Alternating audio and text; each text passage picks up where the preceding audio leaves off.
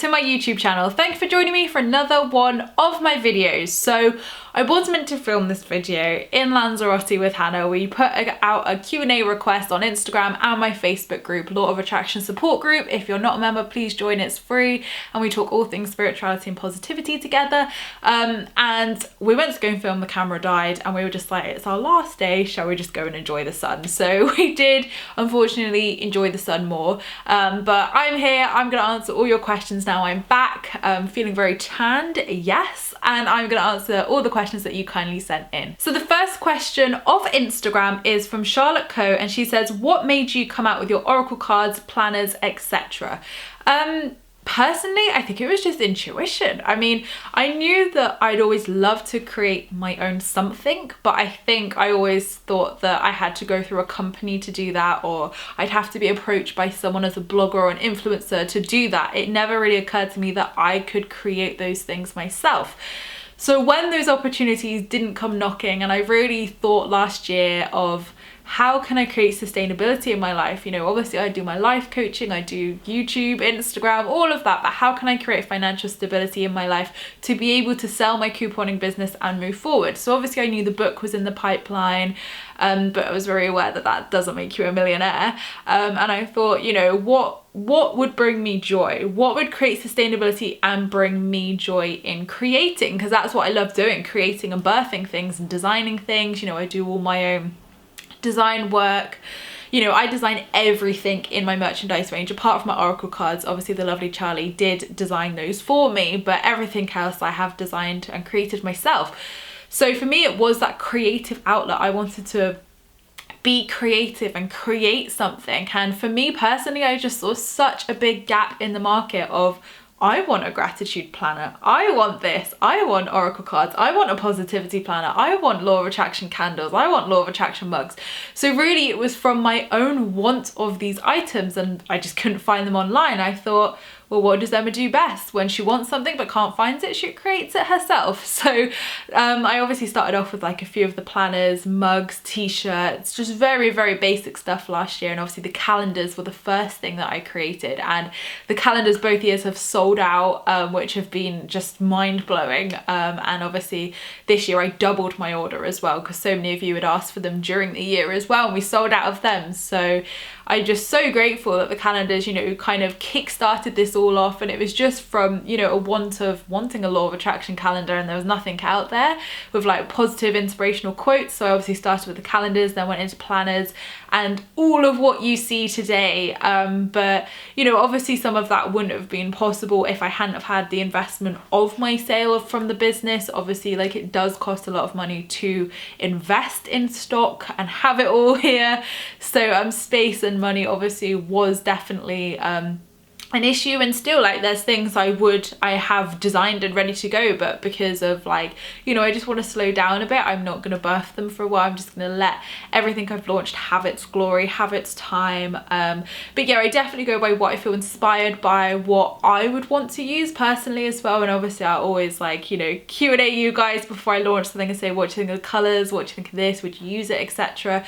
So I definitely got some more ideas coming of stuff to launch, but I'm just going to wait and just chill a bit this year. I really feel my theme this year is to chill. So I'm not gonna like push as hard, but now I've got such a big range of stuff anyway, like I don't feel I need to keep releasing and launching stuff. I'm just gonna let everything kind of have its moment, have its time to kind of reach everybody. But the oracle cards, I think, have been my favorite thing to work on. I love everything I've done, obviously, but my oracle cards I just love, because Charlie's energy and what Charlie's designed and done is just so freaking awesome. And obviously I created all the cards and, you know, came out with the meanings and channeled the meanings and the cards and everything. So to have that beautiful artwork to match my vision was just so rewarding. And to see all you guys, such lovely positive comments and all the vibes you get from the cards, and seeing you use them in all your gorgeous photos, like, that's the most rewarding thing for me more than anything. And like, it has been able to create that sustainability for me as well, which is, you know, what I intended from it. Okay, the next question is from Ivana Sharma01. What other things would you like to coach on in the near future?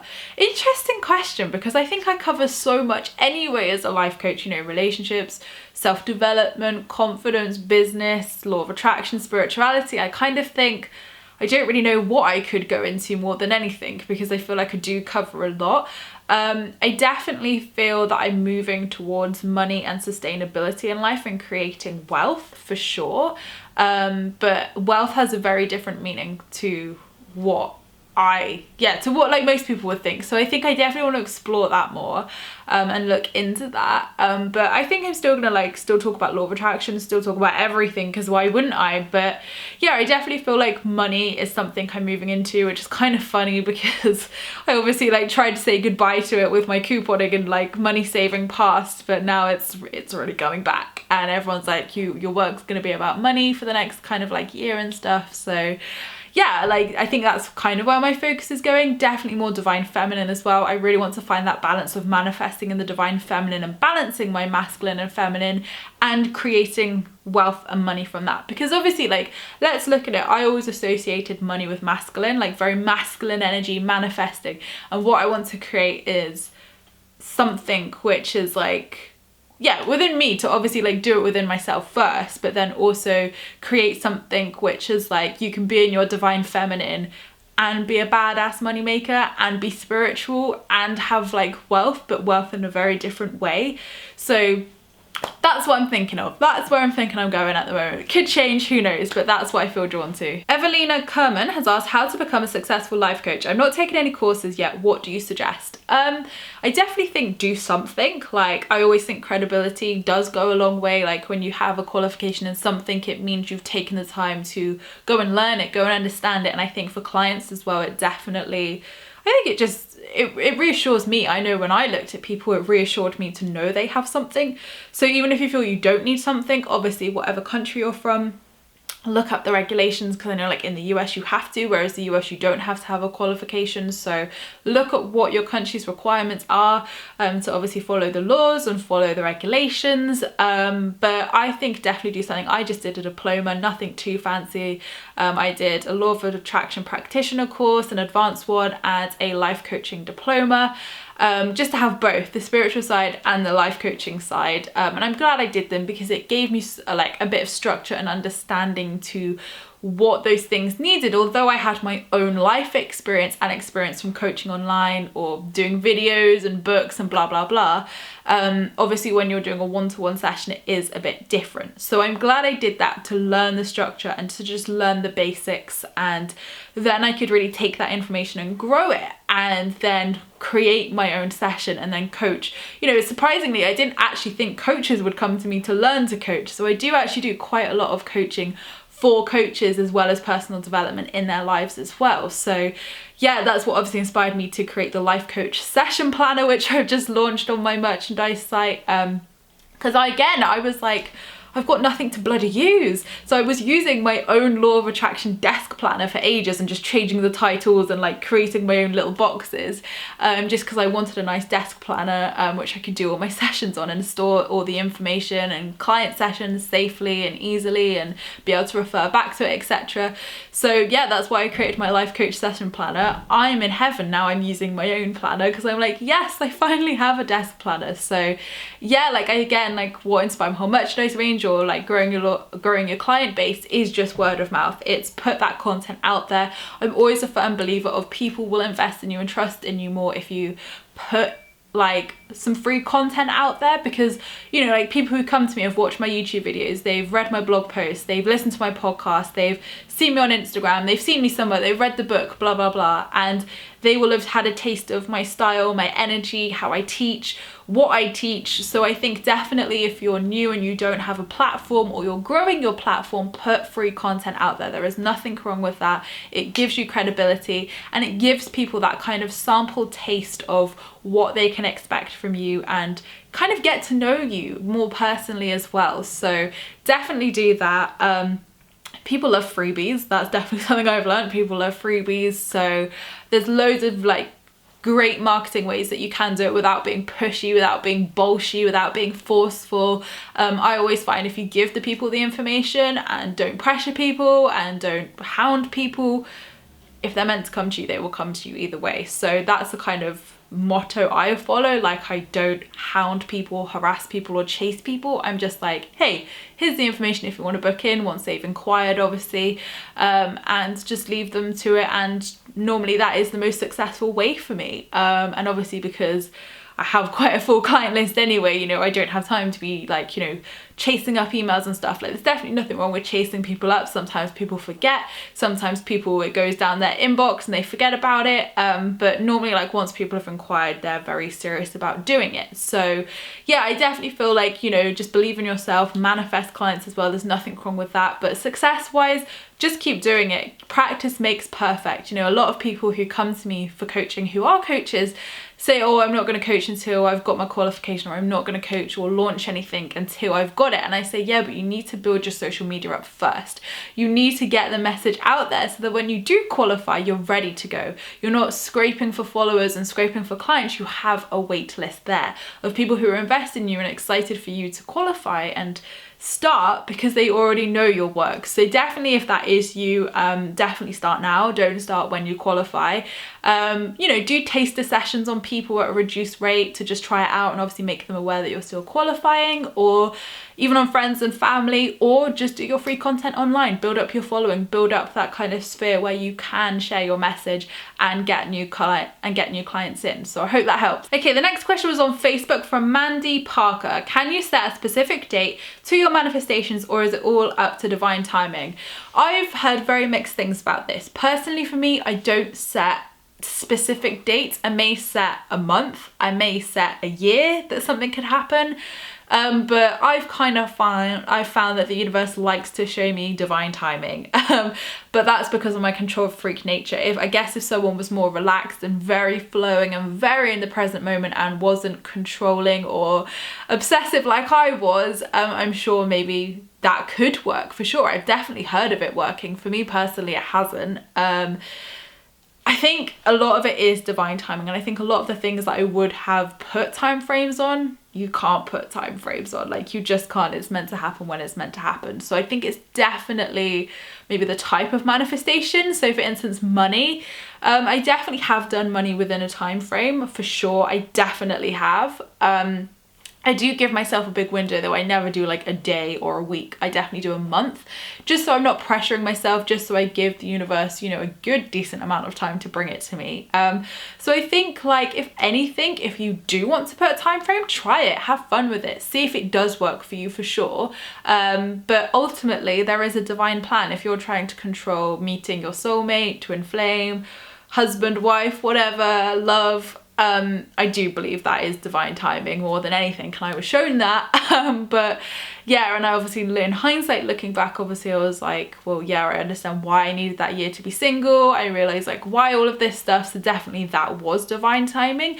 There's no right or wrong answer here. I just think if it's love or anything like that, there is a divine plan for that for sure. That's not to say you can't reduce the time. I've definitely reduced the time of stuff, and like we're always shifting timelines and creating our own timelines, but big solid life events I do feel is divine timing. I feel like we can't shift that too much, because there is a reason why it's there at that point, if that makes sense. But money, things like that, I definitely feel we can shift that, change those timelines, and you know, if we really let go and surrender and flow with the universe, it is definitely possible that you could do it within a certain time frame. So have fun with it and try it is what I say, but also don't be disappointed if it doesn't. Just know that it is going to come to you at the perfect time, and really work with that maybe controlling factor or factor of you that isn't letting go. So an interesting question on Facebook again from Emma Tapson: how to stop manifesting something that isn't meant for you or isn't right for you? Interesting, because I would say straight away, what is meant for you will never miss you, and what is not meant for you will never come near you. I have manifested stuff which wasn't meant for me before, and it manifested in like a weird way, and then I soon realized, I was like, nope, I don't feel this is for me, and that was fine. I let it go and learnt my lesson. So I feel like everything is always a blessing or a lesson, and if you do manifest something, you will know when it's not meant for you. So like, I almost feel that like fear you have, or the kind of fear that is around that question is trust. Like, do you really trust that the universe would protect you from something that's not meant for you? And it's also like trusting how the universe actually works. There are things and like laws in place where, you know, like for instance, like the best example I have is when I tried to manifest my ex back and it didn't happen, and I was so glad it didn't happen because there was a divine plan. And definitely it's like trusting that process of the universe, trusting the universe that it knows what it's doing. There is a divine plan, destiny, your life path, your life purpose. So, you know, nothing bad is gonna happen to you, and if something bad was to manifest, that was meant to happen. It's gonna teach you something, you're gonna learn, and you're gonna evolve from it. So you can't stop manifesting something that's not meant for you, because at the end of the day, if you are setting an intention for something, and maybe it doesn't feel in alignment anymore, you just stop. You just don't think about it. It's not going to come to you. If it's really not meant for you and the universe is like, not for you, babes, it's not going to come near you. Simple. And if you do stop manifesting it, stop thinking about it, and just put your attention elsewhere, and then it does manifest because you've let go, then you can take that as a lesson of, right, okay, so I've learnt my lesson. It's coming, proves manifestation works, but yeah, it's not for me, move on, sort of thing. So obviously, depending on what the situation is, I know like a lot of health stuff people can kind of be a bit worried about and say, oh, I'm really worried because I've been obsessing about this and I'm worried I'm going to manifest it. Again, it's changing that mindset, it's changing your thought process, turning your negative thoughts into positive thoughts, and knowing that you are divinely protected. Like, we can't just manifest all these like massively negative things into our life by just thinking about it or anything like that. There are a lot of things in place that do protect us from that, and you can obviously change your destiny, your life plan, your manifestations at any time just by that intention, just by intentionally stopping and knowing that you don't want that anymore. And that's fine. Like, I've done stuff before, like obviously when I was manifesting my ex back, and then I was like, hell no, I don't want to do this anymore. I want to focus on manifesting the dream man. So then I focused all my energy, cut cords, cut my ex off, cut everything out karmically, moved on, and then started my intentions for meeting the dream man, and it was fine. Like, that's, you know, that was what was meant to happen. So I definitely do believe, like, don't worry about stuff like that. Just believe in what is meant for you will always find you. You know, the universe protects us. We are protected, we are guided. Maybe even calling your angels to protect you from whatever it may be, whether it's severe or minor things. But yeah, I wouldn't worry about it. If your intentions have changed like mine did with my ex, that's fine. That's what was meant to happen. I was meant to go along that path to realize that's not what I wanted and learn those lessons to be able to manifest the dream man. So I definitely think it wouldn't manifest if it's not meant to. So the next question is from Kelly on Instagram, and she has put, your top tips to build your self-esteem no matter how hard I try, and even when people compliment me to tell me I'm good at things, I struggle to believe it. I've always been this way since a very young age. I don't really know why I am that way, but I just want to change that. So dealing with self-esteem is hard, because personally, I feel a lot of it stems back to inner child work. So I would first of all say, look at your inner child work here. Like, go back into your inner child, go back to those times where those self-esteem issues started in your life, and definitely go and heal those. Go back in, do the inner child meditations and the work, have those inner conversations and invite the healing in. Intend with your angels to invite the healing in and let it come to you in whatever way, whether that's inner child work, meditations, a book could come to you, whatever. Intend that with your angels that you want to heal that now, and you're open to whatever healing is going to come your way. So that's a really powerful way to invite the healing in. But the self-esteem is mainly ego issues. So, you know, I know you came to the event in London, my Spiritual Queen Summit. So again, do that ego talk down I taught everyone of, like, addressing your ego, talking it down, and creating that harmonious balance with your ego where you're not fighting it, you're working with it in balance and harmony and peace and love. So every time those limiting beliefs are coming up or self-esteem issues, you know, really just say to yourself, okay, my ego believes I can't do this, I believe I can do this. A lot of the time, self-esteem is really pushing your comfort zones, pushing your boundaries and pushing your fear and anxiety. Like, exposure therapy is the best way, and that's what I've learned as well. When you think you can't do something, do it anyway. If you think you can't do it anyway and prove yourself wrong that you can do it, because you will do it. You absolutely will do it. So sometimes like when we hear, like I've had a lot of healing with validation throughout my life, of I never had a lot of validation, and then moving into my current adulthood I haven't felt that I'm worthy of validation. So for me,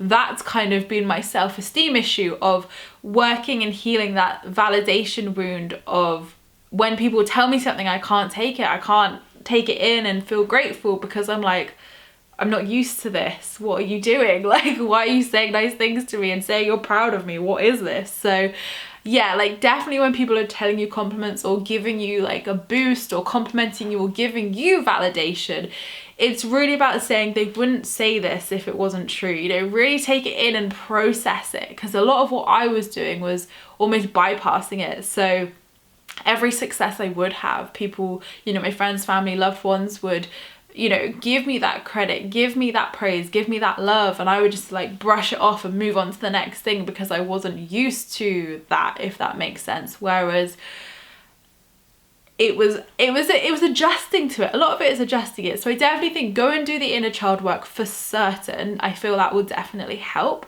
And then I would really just work with your ego to work on your worthiness, work on your self-love and worthiness of, you know, for example, in my situation was worthiness of validation, worthiness of support and love from my like loved ones around me. So once I really worked with that and saw that I was worthy of validation, I was worthy of that love for myself personally and then from my loved ones, that's what really shifted my self-esteem, of being able to take it in and process it and accept it and know it to be truth, if that makes sense. So it is a process, but I would definitely say self-love, inner child work and worthiness would be the areas to focus on with that.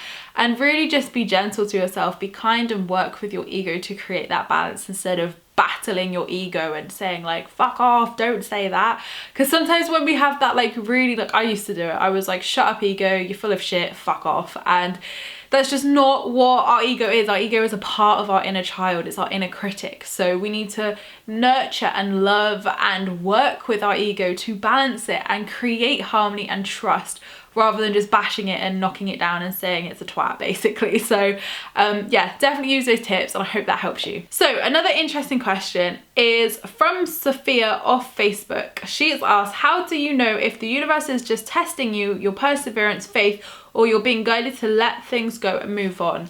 Interesting question, absolutely interesting question.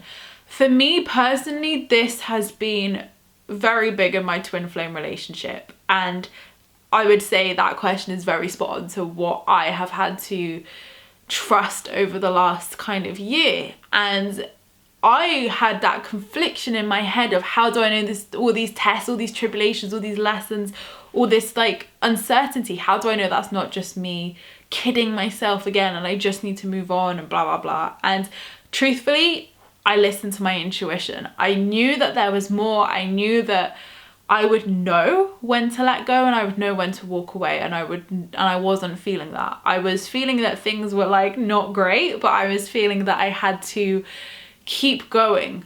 And over anything, over oracle cards, psychics, whatever, your intuition is your biggest compass. It is the one thing you can trust 120 billion%. And I just kept trusting, no matter what anybody said, no matter what the universe told me, oracle cards, psychics, friends, family, whatever anybody told me, I ignored it all. And I was just like, what does my body want me to do? What does my heart want me to do? What does my soul want me to do right now? And it was to continue. And that was the test. The test was the perseverance of knowing my intuition, listening to my intuition and not giving up, and not, yeah, like there was a whole bunch of lessons that's in my book, but for me it was absolutely like listening to my intuition. And you know, there came a point where I did want to let go, and I did want to just be happy and just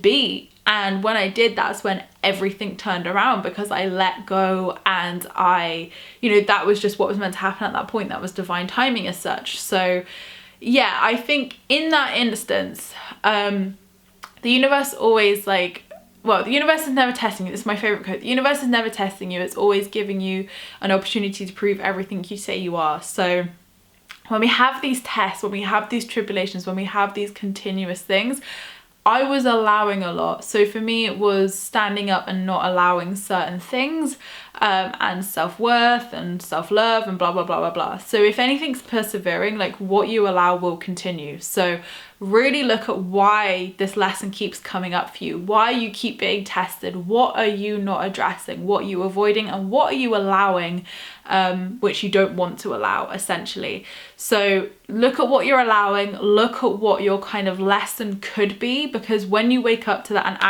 and action it without fear, that is when the shifts happen, and that is when everything will shift for you and the test will stop, essentially. But over anything, listen to your intuition, go within, listen to your gut, listen to what you feel you need to do, because that is always the right answer. There is no right or wrong answer as long as you are listening and going within and listening to your intuition. So regardless of whether you get tested or whatever for another 6 months and then you think, right, now's the time to walk away, that's what's meant to happen. Or you carry on and everything works out, that's what's meant to happen. So it doesn't matter what the kind of end result is, it's always about in that moment listening to your intuition and saying, right, do I need to continue this? Do I need to follow this path still? Does this still feel like something I should be following? If it's yes, follow it. Even if it feels crazy to, follow it, because there is a reason for that. And if your intuition is saying nope, it's time to move on, and you will know that. You will know that feeling. It will be almost a feeling of you can't do anything else. Like you almost feel like you can't do anything else and the only option is to move on. You will know it. You will know it absolutely. So if it's a hell yes, then stick to it. If it's not a hell yes, then it's a hell no. So follow your intuition and just take time. There's no rush, take time, follow it, and really vibe with what you should be doing. So I hope that helps. Okay, the last question is from Brittany on Facebook, and she says, I'm not sure if this makes sense, but how much does free will play into your life path, karmic circle, fate? Like, I know a lot of people read into astrology and the karmic path, but I also know we're all free will beings. Interesting question, because I think, oh, it's been such a hard one, because I do divinely believe that we up in our little spirit realm sit around our grand little table and plan our lives and plan who comes in, plan what we do, blah, blah, blah. I believe there is always room for movement, room for budging and timeline shifts. Remember, there are multiple timelines and realities and things like that. So I definitely believe free will does play a part in timelines and does play a part in our shift. But ultimately, if you have come here to do something or be with someone and it is an absolute must,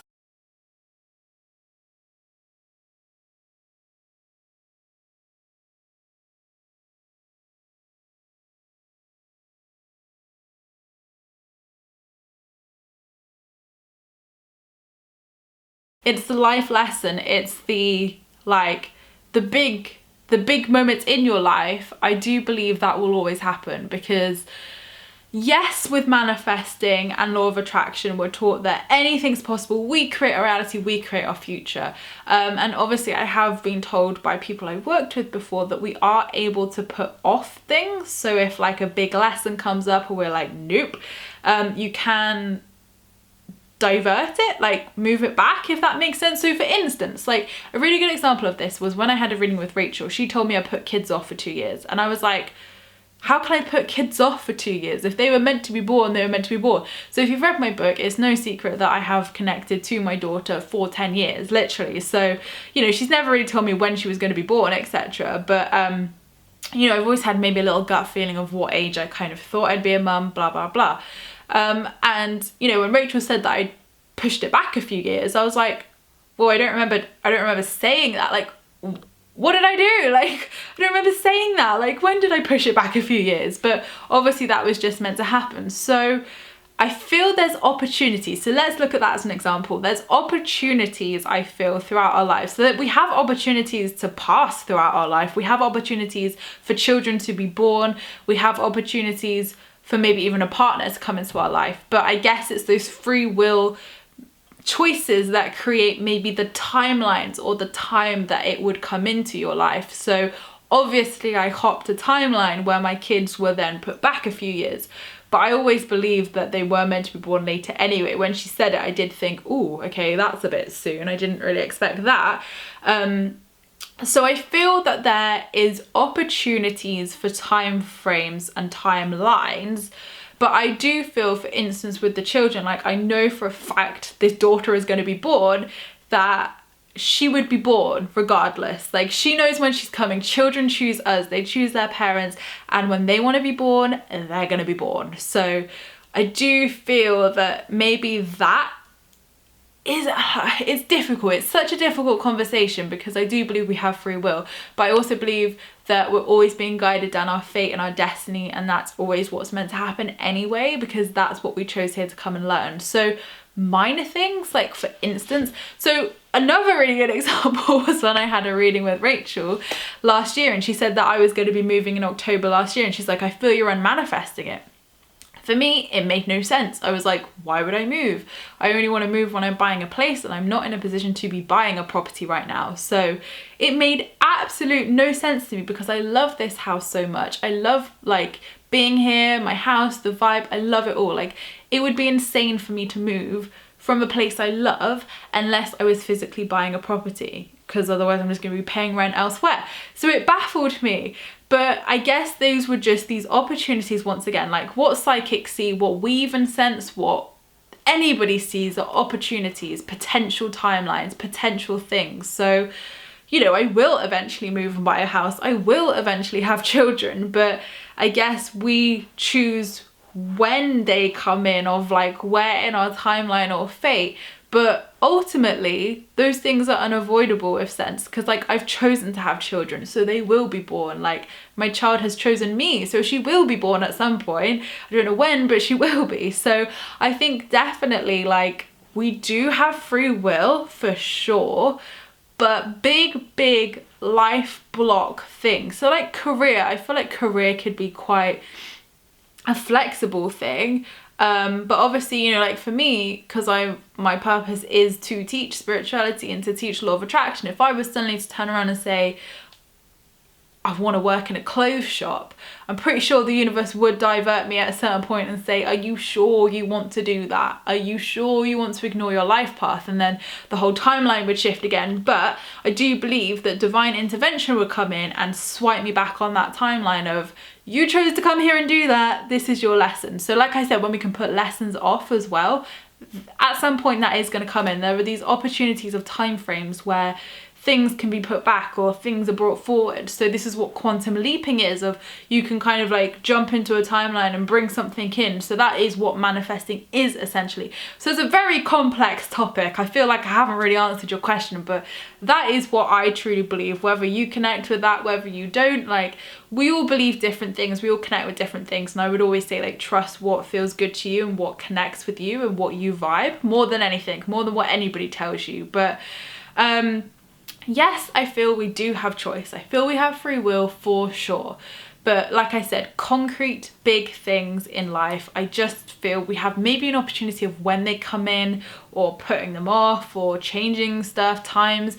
But I feel that ultimately what is always meant to be will be, for sure. Like it just will be without a doubt. So yeah, see what you vibe with that. I just feel like I didn't really answer it, but then it's such a complex question. You're like, oh God, where do I even begin with it? So I hope those examples helped as well. But yeah, I think just don't worry about it more than anything. Like when, you know, like the house and the kids and stuff, I just wasn't worried because I know it's going to happen at some point. I know. So that's all that matters, that at the perfect time, like always remember at the perfect time, things will happen. So I hope you guys have enjoyed watching this spiritual Q&A. Thank you so much for joining me, and thank you for all your lovely questions. Sorry I didn't manage to get through them all. This is already a half an hour video, so I don't want to like go on for ages, but I will definitely do more of these soon.